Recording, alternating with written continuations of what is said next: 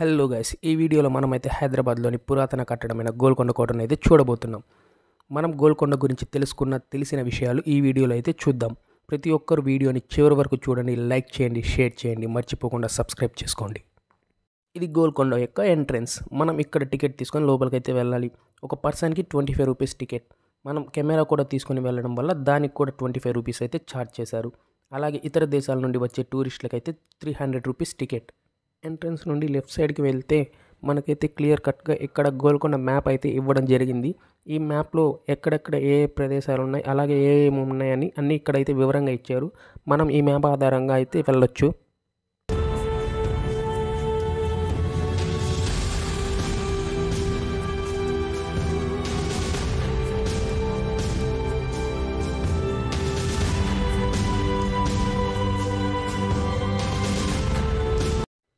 ఇదైతే చూశారు కదా మెయిన్ ఎంట్రన్స్. ఇక్కడ పెద్ద పెద్ద ఇనుప తలుపులతో అయితే నిర్మించారు. జనాలు కూడా చాలా ఎక్కువ మంది వస్తున్నారు. లోపలికి ఎంటర్ కాగానే అందరు చప్పట్లు కొడుతూ ఉన్నారు. ఇది మనలో చాలా మందికి తెలిసిందే. రండి సార్, ఇది గోల్కొండ ఫోర్ట్ మెయిన్ ఎంట్రన్స్. ఇక్కడ నుంచి మనం చప్పట్లు కొడితే కిల్లా పైన ఉన్న దర్బార్ మొత్తం వినపడుతుంది సార్. రండి సార్, ట్రై చేయండి సార్. ఇక్కడ చప్పట్లు కొడితే దర్బార్లో వినపడుతుంది. అవునండి, కొట్టి చూడండి. మరి అంత పల్లెటూరులో కనబడుతున్నా నీకు? కరెక్ట్గా మిడిల్లో నిలబడి చప్పట్లు కొడితే మనకి రీసౌండ్ అనేది కూడా బాగా వస్తుంది. ఎందుకంటే పైన ఉండే ఆకారాన్ని డైమండ్ షేప్లో చేశారు, అందుకే మనకి ఇక్కడ రీసౌండ్ అనేది వస్తుంది. అంతేకాకుండా పూర్వకాలంలో రాజును కలిసేందుకు ఎవరైనా వచ్చినా లేదా శత్రువులు వచ్చినా ఇక్కడ చప్పట్లు కొడితే పైన ఉన్న రాజమందిరంలోకి వినిపిస్తుంది. ఇక్కడ నుండి కొంచెం ముందుకు వెళ్తే ఇక్కడ శవస్నానశాల అని ఉంది. అప్పట్లో రాజవంశీకులు ఎవరైనా ఇక్కడ మరణిస్తే ఇక్కడికి తీసుకువచ్చి క్లీన్ చేసేవారట. దీని లోపలికి ప్రస్తుతం అయితే ఎంట్రీ లేదు. మెయిన్ ఎంట్రన్స్కి ఎదురుగా అయితే ఒక ఫిరంగిని అయితే ఉంచారు. బహుశా శత్రువులు ఎవరైనా లోపలికి వస్తే దాడి చేయడానికి ఏమో. ఎంట్రన్స్ నుండి కుడివైపుకు వెళ్తే అక్కడ చాలామంది జనాలు ఒక ఇనుపరాయిని అయితే లేపుతూ ఉన్నారు. ఆ ఇనుపరాయి బరువు 240 కిలోలు అంట. ఆ రోజుల్లో దీన్ని ఎవరైతే లేపుతారో వారికి కోటలో ఉద్యోగాలు, భటులుగా, సైనికులుగా ఇచ్చేవారంట. మనం కూడా ట్రై చేసాం, కానీ మన వల్ల కాలేదనుకోండి. ఈ బ్రో ఎవరో బక్కగా ఉన్న చాలా ఈజీగా లేపేస్తున్నాడు. టూరిస్టులు కూడా మేమేం తక్కువ తినలేదన్నట్టు వాళ్ళు కూడా ప్రతి ఒక్కరు రాయిని లేపేదానికి ట్రై చేశారు, కానీ అందరి వల్ల కాలేదు. ఎవరు ఒకరిద్దరి వల్ల అయితే అయ్యింది.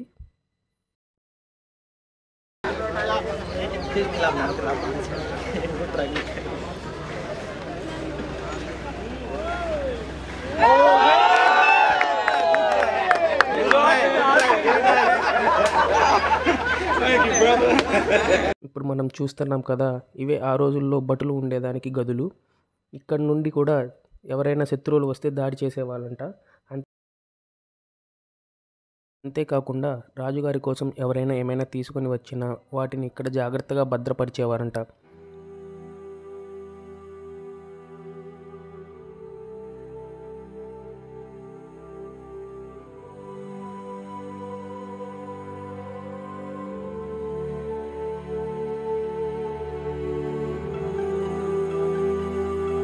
మనకి ఇక్కడ చిన్న హోల్స్ అయితే కనిపిస్తున్నాయి కదా. ఆ రోజుల్లో లైట్లు, దీపాలు ఇవి లేవు కాబట్టి కర్రకి మంటలను పెట్టి వాటిని వీటిలో పెట్టి వెలుతురుని అయితే యూస్ చేసుకునేవారట.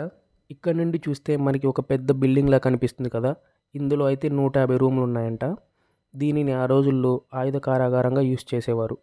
ఇప్పటికీ దీని లోపల యుద్ధానికి సంబంధించిన గుండ్లు, పిరంగులు, తుపాకులు అన్నీ అలాగే, సామాగ్రి మొత్తం అలాగే ఉన్నాయి.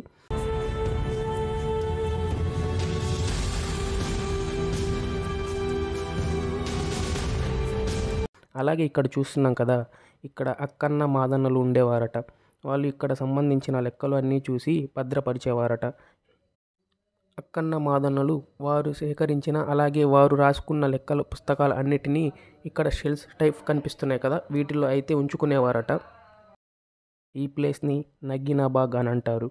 ఒకప్పుడు ఇక్కడ బంగారం, వజ్రాలు రాసులుగా పోసి అమ్మేవారట.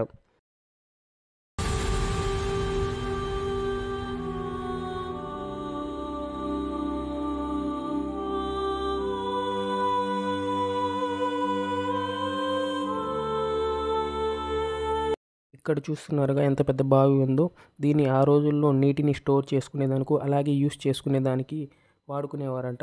ఇందులో వాటర్ని రాజుగారు అందరూ యూస్ చేసుకునేవారట. మనం అందరికీ శ్రీరామదాసు అంటే ఎవరో చెప్పనవసరం లేదు, చాలామందికి తెలిసిందే. ఆయన్ని బంధించిన కారాగారం కూడా ఇక్కడే ఉంది. ఆ రోజుల్లో ఆయన్ని బంధించిన కారాగారం ఇదే.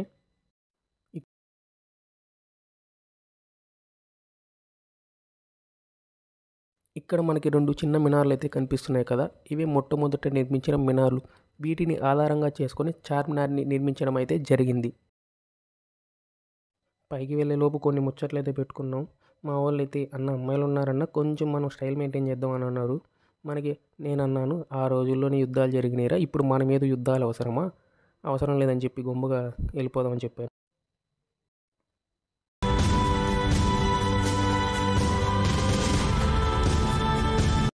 ఆ రోజుల్లో రాజుగారిని కలవాలంటే ఈ మెట్ల మార్గం ద్వారా వెళ్ళి ఆయన్ని కలిసేవారట. ఈ మెట్లు మొత్తం 360 మెట్లు.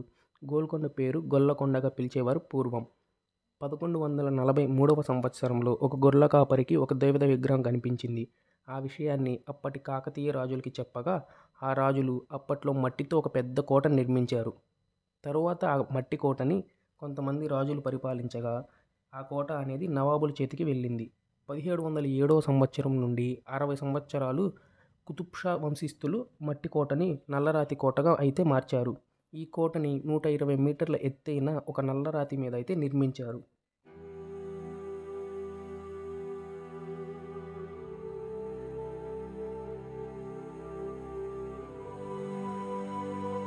కొంచెం ముందుకు వెళితే మనకి ఎల్లమ్మ గుడి అయితే ఉంటుంది. దీనినే శ్రీ జగదాంబ ఆలయం అని కూడా అంటారు. దీనిని అక్కన్న మాదన్నల కోరిక మేరకు అయితే తానిష పునర్నిర్మించారంట. తెలంగాణలో మొట్టమొదటగా ఇక్కడే బోనాలు అయితే ప్రారంభిస్తారు. గోల్కొండ కోట పైన మొట్టమొదటగా నిర్మించిన ఆలయం ఇదే. ప్రక్కనే మహంకాళ ఆలయం కూడా ఉంది. ఇదైతే కొంచెం కొండ లోపలికి కట్టారు. ఈ రాళ్ళను చూస్తే మనకి ఒక నంది ఆకారం అయితే కనిపిస్తుంది. దేవత గుడి నుండి కొంచెం ముందుకు వెళ్తే మనకి రాజసభా మందిరం అయితే కనిపిస్తుంది. దీనిని బారాదారి అని కూడా అంటారు. ఆ రోజుల్లో ఎలాంటి సమావేశాలు చర్చలు చేయాలన్నా ఇక్కడే చేసేవారట.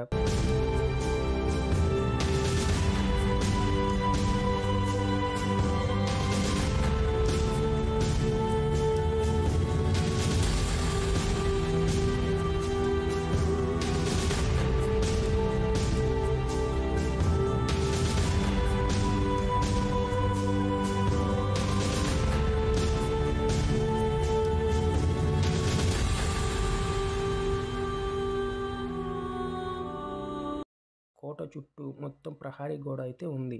అది కూడా 7 కిలోమీటర్ల వరకు విస్తరించి ఉంది. కానీ ఈ కోట లోపల ఇప్పుడు అంటే గోడ లోపల చాలా వరకు ఇల్లులు అయితే కట్టేసి ఉన్నారు.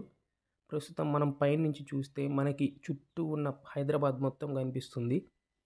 ఆ రోజుల్లో తమ రాజ్యం మొత్తం చూసేందుకు ఈ కోట అనేది పైన కట్టించినట్టున్నారు.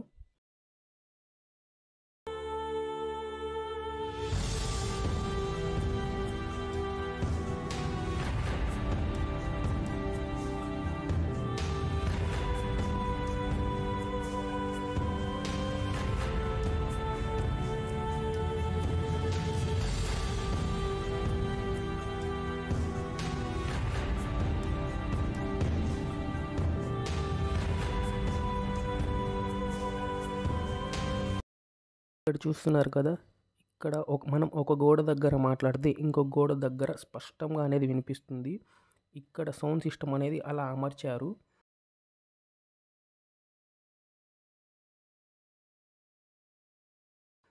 అలాగే దీన్ని చూస్తున్నారు కదా, ఇది అయితే జడ్జిమెంట్ హాల్. ఇక్కడ దోషులు అలాగే జనాలు అందరూ కింద నిలబడుకొని ఉంటారు. రాజుగారు ఆ పైన నుండి చూస్తారు. రాజుగారికి మనం కనిపించము, మనకి రాజుగారు కనిపించారు. ఎందుకనగా రాజుగారి మీద ఎవరైనా కింద నుంచి దాడి చేసే అంత వీలు లేకుండా అలా అమర్చడం జరిగింది. అంతేకాకుండా రాజుగారు కూడా అతను మన మనిషా కాదా అనే భేదాలు లేకుండా శిక్ష అనేది అమలు చేయాలని చెప్పి ఈ విధంగా అమర్చారంట. అలాగే ఇక్కడ సౌండ్ సిస్టమ్ కూడా చాలా అంటే చాలా బాగా అమర్చారు. మనం ఇక్కడ ఒక చిన్న కత్తిని తీసినా కూడా ఆ సౌండ్ అనేది మనకు ఎంతో బాగా వినిపిస్తుంది. అంటే రాజుగారి మీద ఎలాంటి దాడైనా జరుగుతుందేమో అని ముందే మనకు ఆ సౌండ్ సిస్టమ్ అనేది తెలియజేస్తుంది. మనం చిన్న సౌండ్ చేసినా కూడా ఇక్కడ స్పష్టంగా వినిపిస్తుంది. అలా అమర్చారు ఇక్కడ.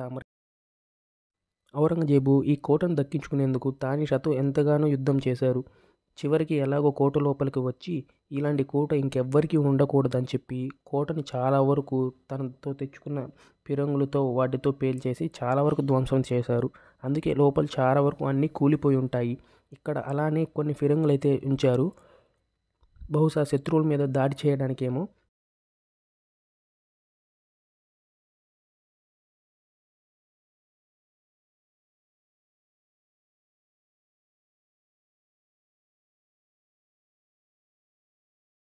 ఈ పిరంగి మాత్రం చాలా అంటే చాలా ప్రత్యేకంగా ఉంది.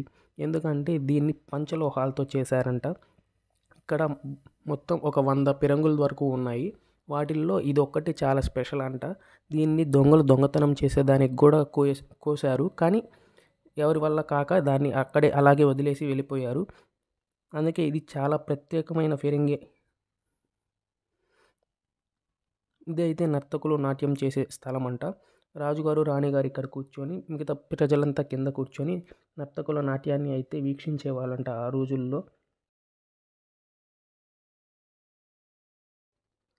నేనేదో వీడియోస్ చేసుకుందామని వస్తే వాళ్ళెవరో నన్ను ఒక ఫోటో తీయండి అని అడిగారు. సరే కదా అని వెళ్ళి తీసాను నా ఫ్యామిలీకి.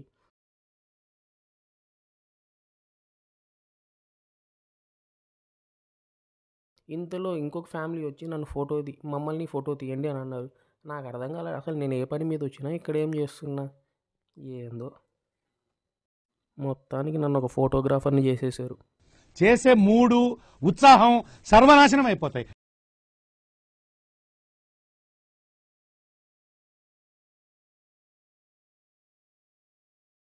ఇప్పుడు చూస్తున్నారు కదా, దీన్ని తారామతి మహల్ అని అంటారు. ఇక్కడ తారామతి అనే ఆమె ఉండేదంట, అందుకనే దీన్ని తారామతి మహల్ అని అంటారు.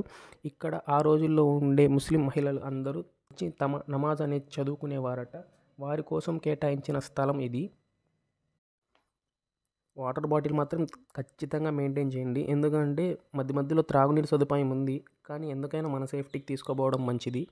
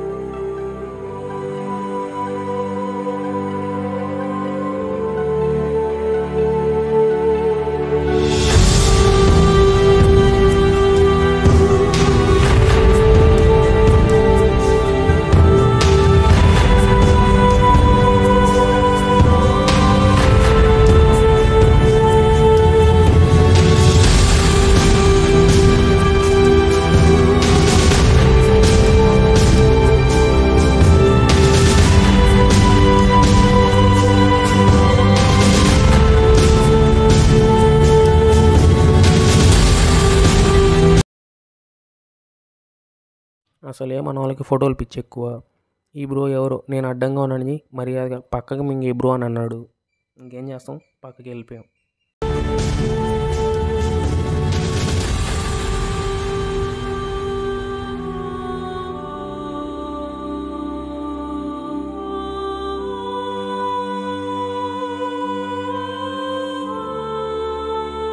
మనకు కనిపిస్తుంది కదా ఇక్కడ ఒక పెద్ద రాయిలాగా, అక్కడ చిన్న చిన్న హోల్స్ కనిపిస్తున్నాయి. పూర్వం భటులు అందులో నుంచి శత్రువుల మీద అయితే దాడి చేసేవారు.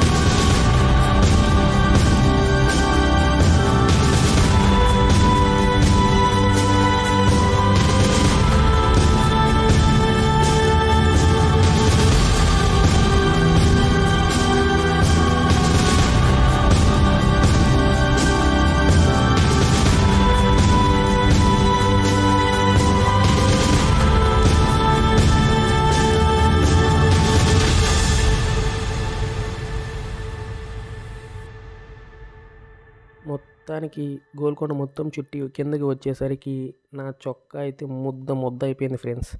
సరే ఏం చేయలేమనుకోండి. ఇక నిండా మునిగినాక సలే ఉన్నదిలే కానీ. వీడియో నచ్చినట్లయితే లైక్ చేయండి, షేర్ చేయండి, సబ్స్క్రైబ్ చేయండి ఫ్రెండ్స్. చీన్ టపాక్ డమ్ డమ్. Bye friends.